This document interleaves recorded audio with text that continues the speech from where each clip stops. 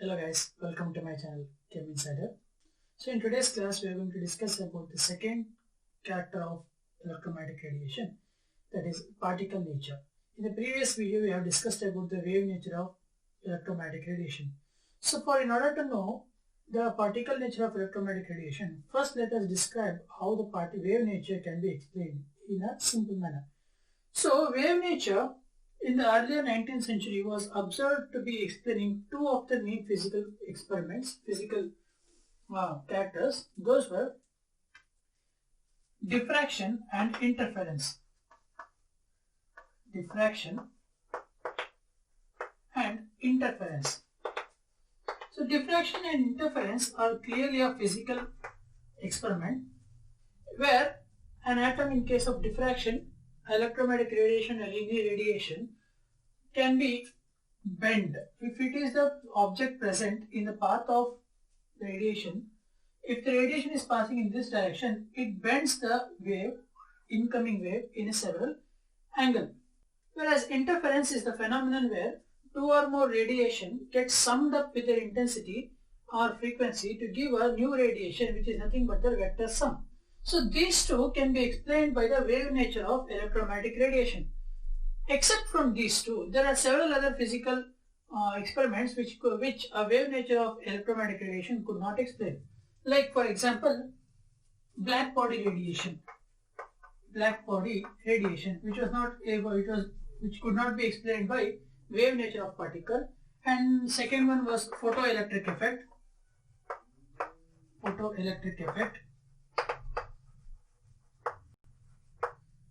Third one, the line spectrum of hydrogen.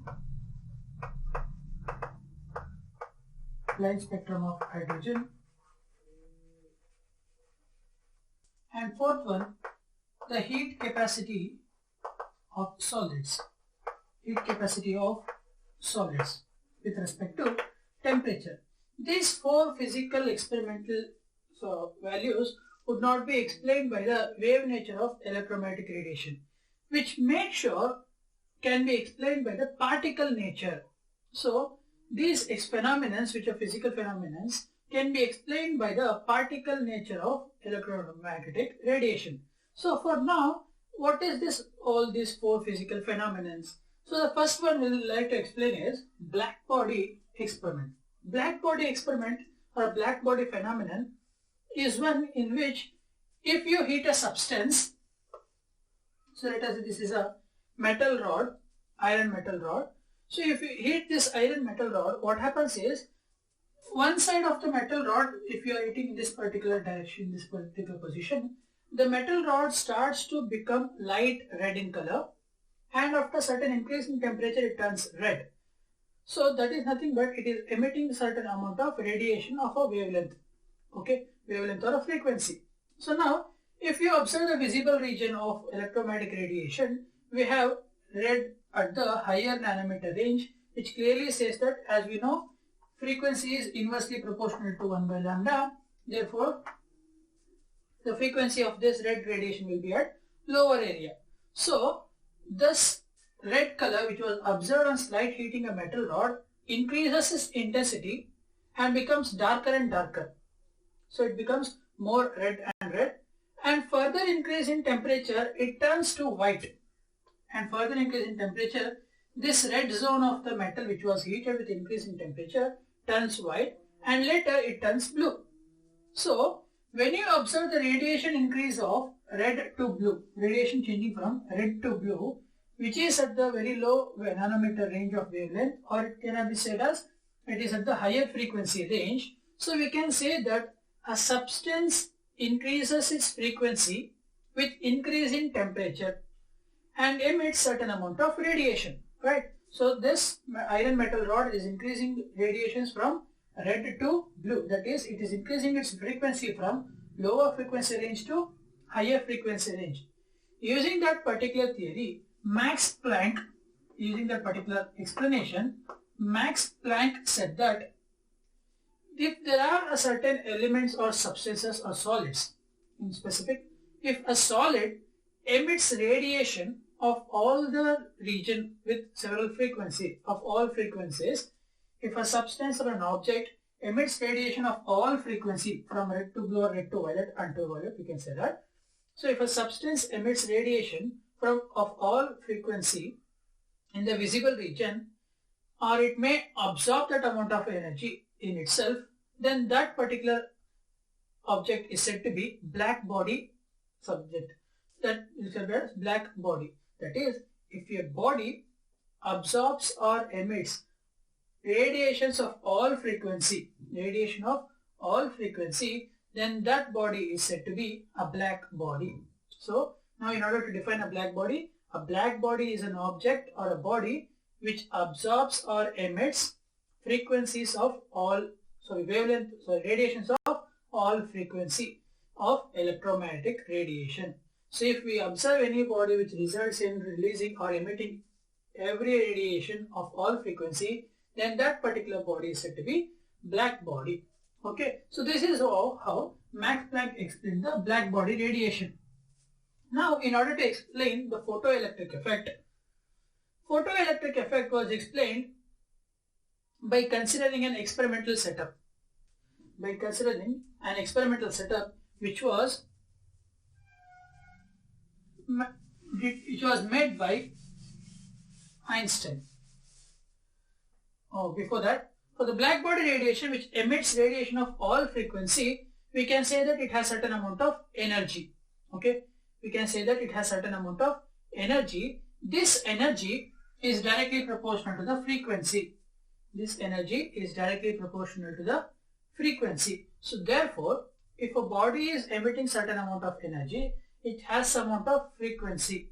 Okay, because he gave an experimental value of E proportional to frequency. So how did he explain that E proportional to frequency is, if you are emitting radiation, the body absorbs that particular radiation and then emits it. So in order to do that, it has to acquire some amount of energy, which was explained by the graph of intensity versus frequency. Intensity versus frequency curve or frequency graph. We are just discussing about the black body. If you consider for the black body which emits radiations of all wavelength, and if you consider intensity of the radiation observed, so now as I said, the intensity increases from the lower frequency range to higher frequency range. So clearly red has a lower frequency and blue has high frequency. Okay, so therefore if you consider a particular point of that frequency with respect to temperature, which is observed with increase in temperature, we had the increase in frequency. So therefore frequency clearly depends upon temperature. Now the intensity of the particular red range. So if you just consider the red range, the intensity of the lower red range of frequency has light red, whereas if you move towards the left or towards the higher frequency region, the intensity will be high. So if you plot a graph of intensity versus frequency, such as like this, intensity I versus frequency at certain temperature, let us say at a lower temperature T1. At a low temperature of T1, what we observe is intensity of the given radiation is low at high frequency. If you consider the frequency is 100 nanometer, so 1000 nanometer, 2000 nanometer, something like that.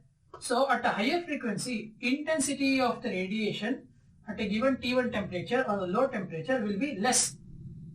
If the same experiment is conducted at a temperature which is slightly greater than T1, then the intensity of the radiation will be high, as up like this. That is, the intensity is maximum at a very low frequency for a given temperature which is greater. So we are considering this T2 greater than T1. At high temperature, intensity of your object will be high at low frequency, and similarly intensity of radiation at low temperature will be low at high frequency. So clearly we can say that intensity is depending upon the frequency. So therefore Max Planck said that if you consider an object, so this object acquires that amount of energy to emit or absorb an electromagnetic radiation. For an object to emit or absorb electromagnetic radiation, it has to take a certain amount of energy. That energy he defined them as quantum. He defined that particular energy as quantum. So this quantum is nothing but the smallest energy that a substance can absorb or get in order to emit or absorb an electromagnetic radiation. So that quantum of energy was E, which is proportional to V. Okay. So using that relation, he gave across an expression for energy and frequency of a electromagnetic radiation, which is E is equal to h nu. E is equal to h nu, where nu is the frequency of the electromagnetic radiation, E is the quantum energy, and h is called Planck's constant. H is called the Planck's constant, whose value is equal to 6.626 into 10 to the power minus 34 joule second. Okay, so this is about black body. I'll explain it once again. So listen here. So what Max Planck said, that whenever a body is heated at a certain temperature, it increases its frequency from lower order to high frequency range. This is because since the frequency increases at a certain temperature, it directly depends upon the temperature which I am imparting. So that results in the increase in intensity. So if you take at a higher temperature, intensity and the frequency curve can be defined as the pink curve which I have drawn here. So intensity is maximum at a lower frequency range. Okay. Sorry, not lower frequency, it's actually lower wavelength. Intensity is maximum at a lower wavelength range, and intensity is minimum at a higher wavelength range for temperature T1, which is at a less value. So therefore, if a substance has to emit radiation or absorb radiation, it should possess certain small amount of energy. That energy, he said them as quantum. The energy which Planck's constant Planck said was quantum, and that quantum energy is directly proportional to the frequency of the radiation. It directly proportional to the frequency of the radiation, which is E proportional to V. Okay, E proportional to V. And he later replaced the proportionality constant for proportional symbol H, which H is called the Planck's constant, which is equal to 6.626 into 10 power minus 34 joule second.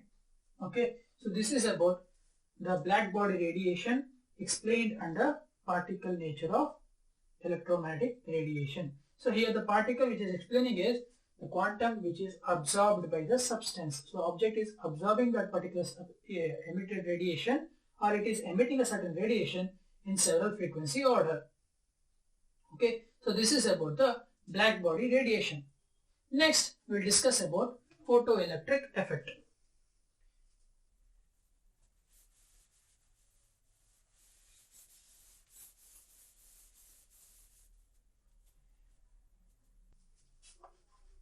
Next is photoelectric effect. So for the photoelectric effect, Einstein conducted an experiment in which he maintained a cathode ray similarity tube.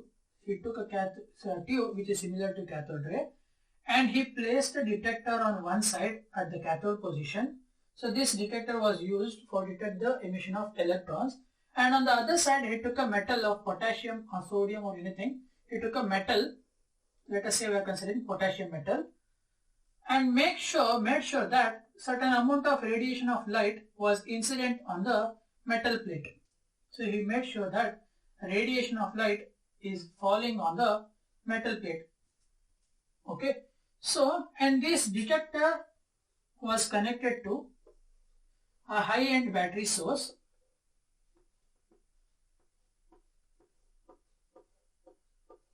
So using this, what he expected was, if since clearly this negative charge is terminal to connected to this, the electrons will be moving from this end to this end. Okay, if the light beam falls on the metal plate and there is motion of electrons from the metal plate, then the metal plate will be detected by the detector. So that results in connection between the metal plate and the detector. If there is no electron emitted, then there will be no electron present between this detector and the metal rod, so there will be no charge found to be on the reaction. So therefore, what he observed was, when the metal sheet was exposed for the light in order to strike it, he observed that there is a motion of particles, there was movement of particles towards the detector, and those particles were nothing but the electrons.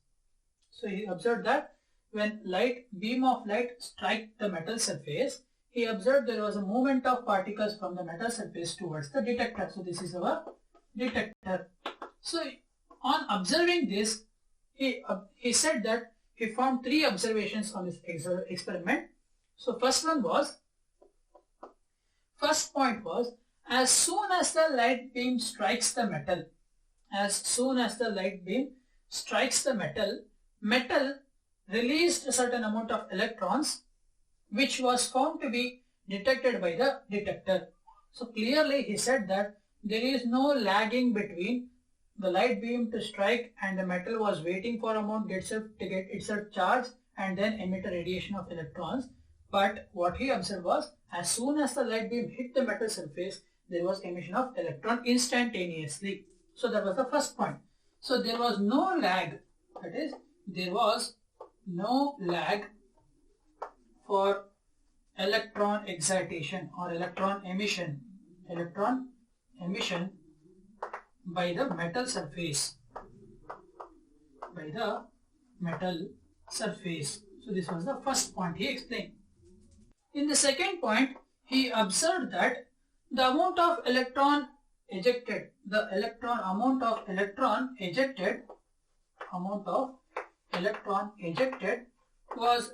proportional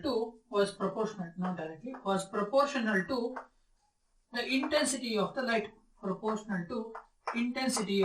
incident light beam. It was proportional to the intensity of the incident light beam.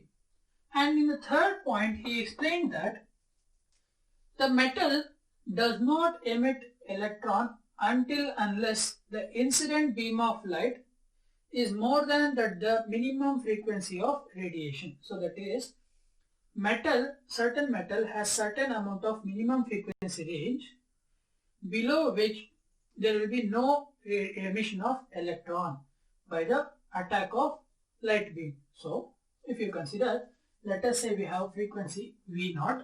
So this is the minimum frequency of incident radiation which should strike the metal surface in order to eject electrons from it, in order to remove electrons towards the detector. So if the incident radiation has frequency greater than this mu0, if the V of mu is the frequency of the incident radiation, then if the frequency of the incident radiation is more than that of the frequency which is minimum in order to remove an electron from a metal surface, then there will be emission of electron. If not, then there will be no emission. So therefore, he said this minimum frequency which was required to emit electron or remove electron from a metal as threshold frequency. So this threshold frequency is nothing but the minimum frequency which incident radiation must have in order to remove electron from a metal surface. So he said a particular metal has a particular threshold frequency. It is different for different metals, and in order to emit or remove an electron from that particular element or metal, the incident beam of radiation should have frequency more than that of the threshold frequency. If the incident radiation has frequency less than threshold frequency, then it will not be capable of removing electron from the metal surface. For example, in order to understand, we will take an example. When potassium is made to strike with red beam, electromagnetic radiations, red color, when potassium metal is taken in this experiment and the incident beam of radiation is of the frequency 4.3 to 4.6 into 10 power 14 Hertz. If the incident radiation of red color is of the frequency 4.3 to 4.6 and when it is made to strike on the metal surface of potassium, what happens is there will be no emission of electron from potassium. If we use yellow color, which is of the frequency range 5.1 to 5.3 into 10 to the power 14 Hertz, then we observe certain amount of electron emitted by the potassium metal surface. This is because threshold frequency of potassium is 5.0 into 10 power 14 Hertz. So here yellow light has threshold frequency. Yellow light has frequency greater than threshold frequency, whereas red light has frequency less than the threshold frequency. So clearly, if the incident radiation has a frequency greater than the threshold frequency of a metal, then only it can try to, or it can happen to remove electron from the metal surface.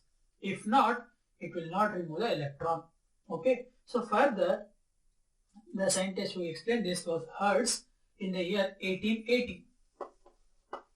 1880, Hertz explained this process. Using this process,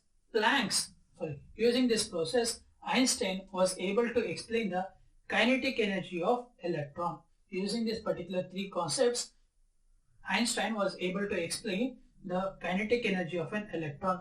He said that if more the intensity of the incident radiation, that is because why we take intensity is, according to classical physics, that is the earlier 19th century physics, what they thought was intensity of or frequency of a radiation, all things depend upon either brightness of the reaction or about the intensity, or brightness of the reaction or on the wavelength. But later part it was understood that it doesn't have depend upon kinetic energy or the brightness, it depends upon intensity. Okay, so therefore Einstein explained that when a light beam is incident or strikes the metal surface, when a beam of light strikes the metal surface, what happens is the electron present on the metal surface absorbs that incident energy. So we know Planck defined that energy as h nu. Okay, so it consider h nu, that is the Planck's quantum energy. When a light particle strikes the electron on the metal surface, this electron absorbs all the energy or the radiation energy from the radiation and gets excited to a higher level. That is nothing but it increases its kinetic energy. Einstein said that when a beam of incident radiation strikes the electron present on the metal surface, then what happens is this Planck quantum completely transfers its energy to the electron. As a result, this electron increases its kinetic energy. So the resultant kinetic energy will be more. So if you consider the kinetic energy of that electron as kinetic energy is equal to half me v square, so that kinetic energy will be equal to incident radiation's energy minus threshold energy. Incident radiation's energy of incident radiation minus threshold energy of the particular quantum or particular metal. So this was explained by Einstein. So Einstein said that when the incident beam of light strikes the metal surface, it completely transfers its energy to the electron, which results in increase in its kinetic energy. That increase in kinetic energy is equal to energy of incident radiation minus energy of threshold frequency. So that is the relation of threshold frequency, incident frequency and kinetic energy. So using that we can determine one or the other if you know the other quantities. Here me is nothing but mass of electron, v is frequency of the radiation and h is Planck's constant. So this is about the photoelectric effect. So what is this photoelectric effect? How will you define this? Photoelectric effect is a phenomenon in which when a light beam of incident radiation is made to strike a metal surface, the incident radiation of photon completely transfers its energy to the electron present on the metal surface, which results in increase in the kinetic energy of electron. This later emits certain amount of radiation, which is nothing but photoelectric radiation and known as photoelectric effect. Okay, so what do you mean by photoelectric effect? It is a phenomenon in which when an incident light beam is striking on a metal surface, the photon of energy completely transfers its energy to the electron, resulting in the increase in kinetic energy of the electron.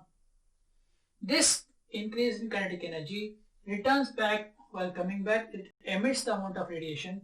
This effect is called photoelectric effect. Okay, so this is all about black body and photoelectric effect. In the next class, we'll discuss more about line spectrum of hydrogen and the heat capacity of solid substances. I hope you have understood this video, and there will be some concepts which can make you confused. Go through one more time. If you still have doubt, please do comment down below. I'll explain that to you, or you can mail those doubts to me. I'll explain those on mail also. Okay. Thank you for watching.